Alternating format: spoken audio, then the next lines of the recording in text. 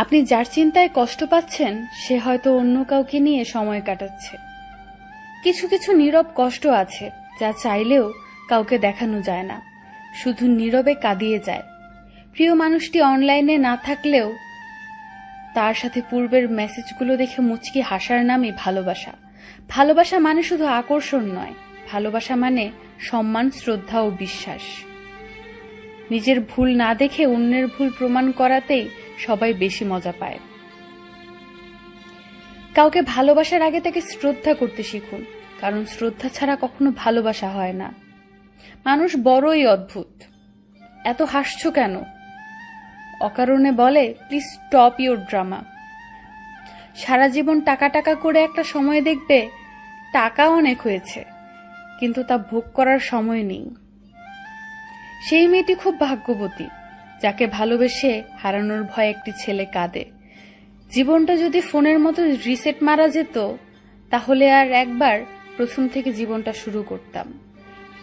একটা মানুষ বেটার কাউকে খুঁজতে গিয়ে বেস্ট কাউকে হারিয়ে ফেলে। সেই মেয়েটা সত্যিই খুব লাকি যার ভালোবাসার মানুষের রোজগার কম থাকলেও চরিত্র আর ভালোবাসাটা একদম খাঁটি।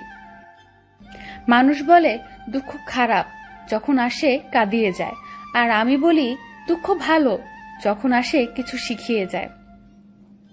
কষ্ট পেলে কি ভালোবাসা হারিয়ে যায়? কখনোই না। যে ভালোবাসতে জানে সে হাজার কষ্টের মাঝেও ভালোবাসতে জানে। হাতে হাত রেখে পাশাপাশি চলার জন্য হলেও তোকে চাই। তুমি আমার নেশা নও যে কিছুক্ষণ পর কেটে যাবে। তুমি আমার ভালোবাসা যেটা মৃত্যুর আগ পর্যন্ত থেকে যাবে।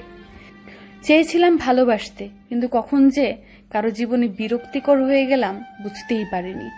কপালে চুমু দেওয়াটা ভালোবাসা নয়। ভালোবাসা তো সেটাই, আজ আর বিপদে একসাথে পাশে থাকা। মানুষের স্ট্যাটাসে থাকে ব্যক্তিত্ব আর ইনবক্সে থাকে চরিত্র। একটা মানুষের বড় গুণ হলো এরা শুনে 3 লাইন আর বলে 13 লাইন আর লেকচার দেয় 93 লাইন। কাউকে অনেক ভালোবেসে যাবেন, কিন্তু ভালোবাসা পাচ্ছেন না, অথবা একতরফা ভালোবাসায় আটকে আছেন। হ্যাঁ, তবে আপনাকেই বলছি,